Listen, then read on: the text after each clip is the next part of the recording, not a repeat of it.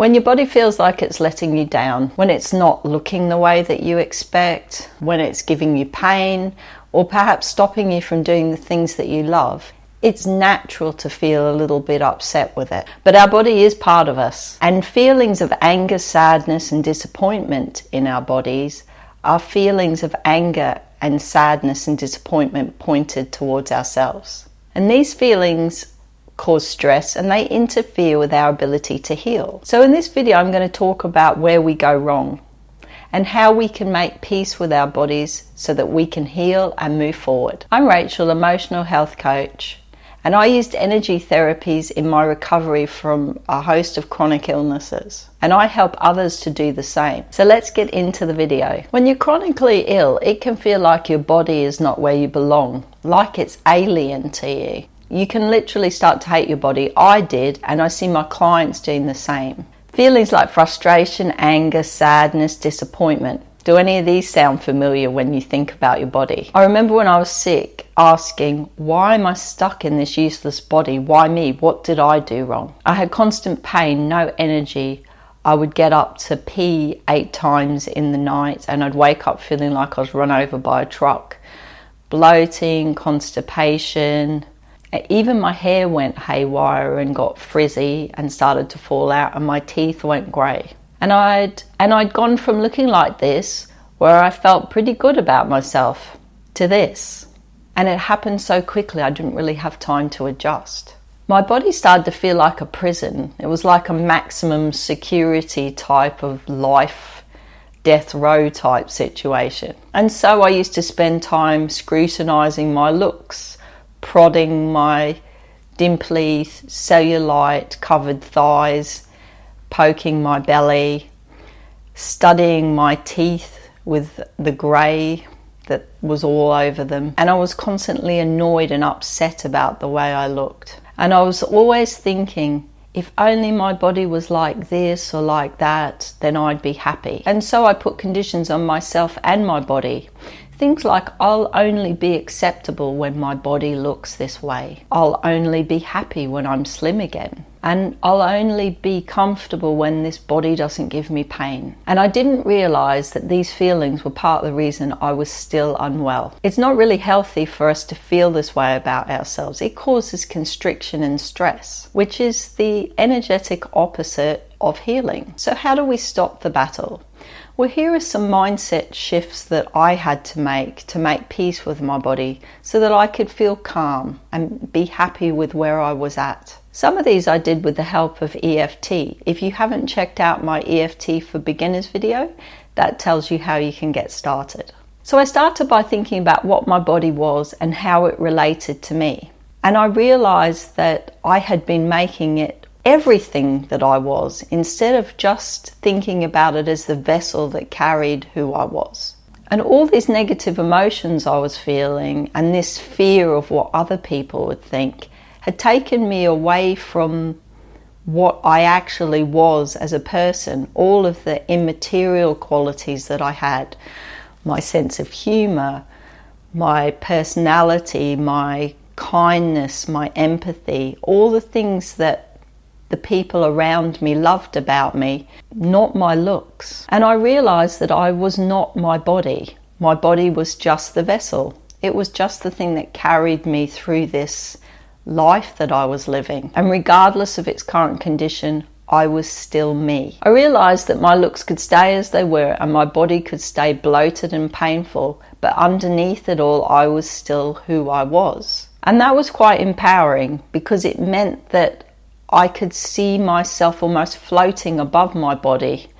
I could see myself and who I was as separate, and that it didn't really matter what I looked like at the end of the day because in my heart I knew who I was. And so I also had to accept my weight as it was, and this was massive for me. There's a real problem in chronic illness where our weight changes can be quite dramatic, and it's very hard to adapt to. So I was an over-exerciser before I got ill. I mean, I would literally exercise myself into the ground, and I'd do a workout even if it laid me flat on my back in bed the next day. And under all this was a belief that I needed to be perfect to be loved. That belief had helped me get sick in the first place, and it was incredibly hard to break. And what it would mean was every time I started to feel a bit better, I'd overdo the exercise and then my energy would crash again, all throughout my recovery. So as you can see, it was kind of counterproductive, but all I focused on was how big my genes were. So I realized I had to break that belief down, and I stopped exercising completely. So sometimes when we find balance, we have to go from one extreme to the other, and that's exactly what I did. And I just kind of let go. My weight continued to go up because that's what it was going to do, and I concentrated on other things, stopped weighing myself, and I just bought looser clothing. So I decided that instead of looking at the weight as a flaw of me, I'd see it as a symptom of the illness that I was dealing with.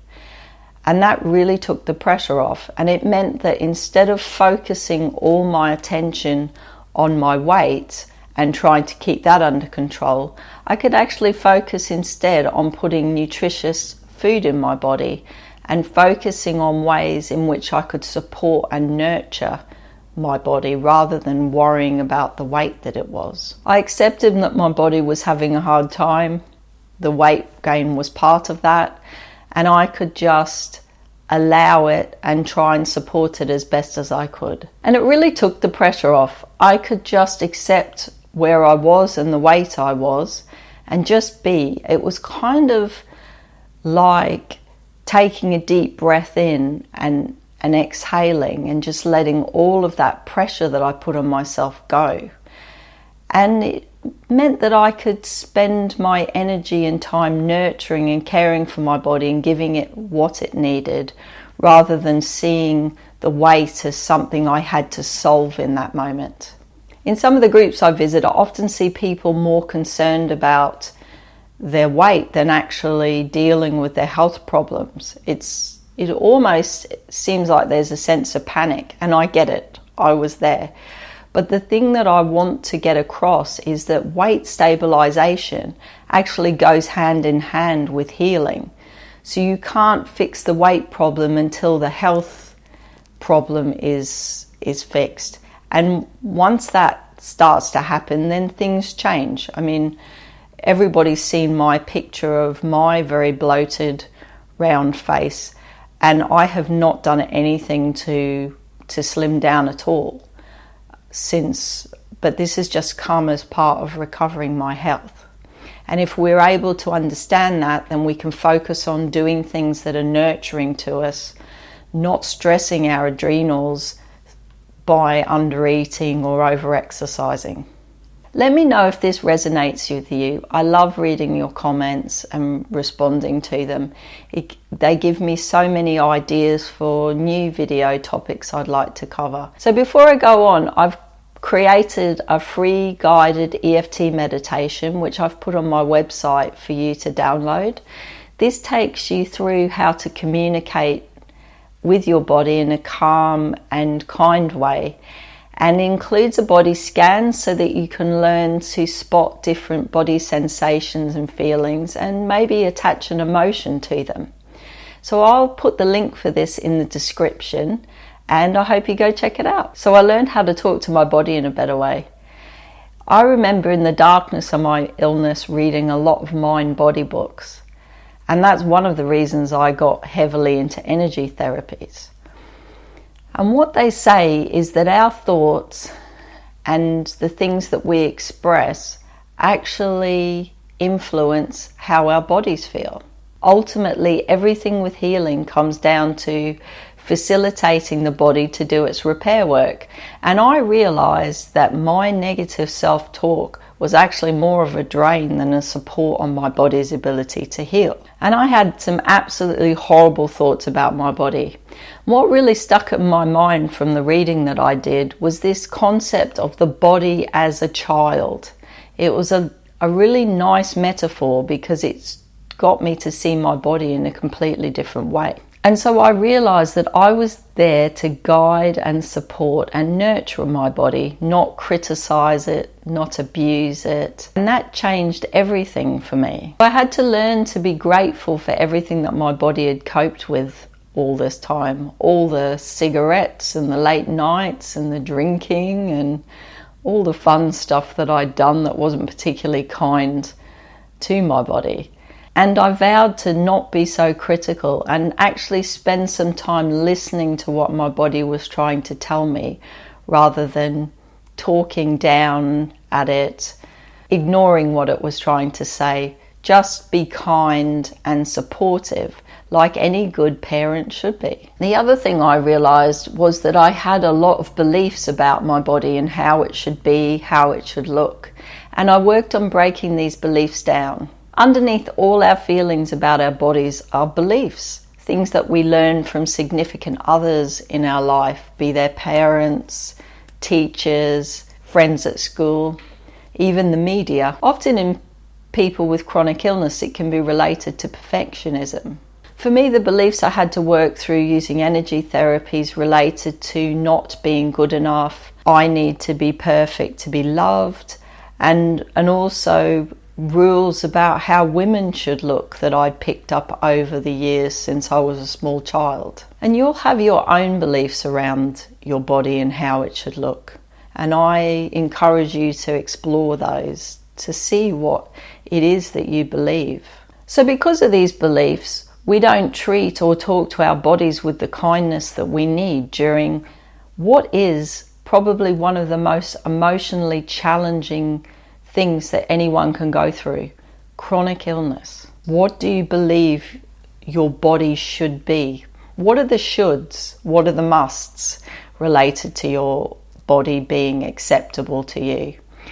And use tools like EFT to break those down, because that is going to reduce the stress that you and pressure that you put on yourself to be a certain way during a time when perhaps we don't have as much control as we'd like to think. Once I'd learned to accept my body and see it as just my vessel and not who I was, I got to a much freer place. I felt a lot less pressure. But there was one last piece of the puzzle that I had to put in place, and that was learning to trust that my body knew what it was doing in terms of my healing. Our bodies are amazing things and they can heal. But I think when we're young and throughout our life, we're taught that we need somebody else to fix us, or a wonder pill or a supplement, and we lose trust in our bodies. I also think just the process of chronic illness engenders a lack of trust as well. And I certainly knew that when it came to recovering my energy, I didn't trust my body was going to be there for me when I needed it. But it is our bodies that are doing all the work, not the pill, not the supplement, not the other person, just our bodies. We can either support them or slow them down, but given the right conditions, our bodies know exactly what they need to do in order to heal. So what have you done that's helped you make peace with your body? I'd really love to know. And if you've enjoyed this video, please give me a good old thumbs up. Don't forget to get your free meditation off my website, and I will see you for the next video. Thanks for watching. Bye bye.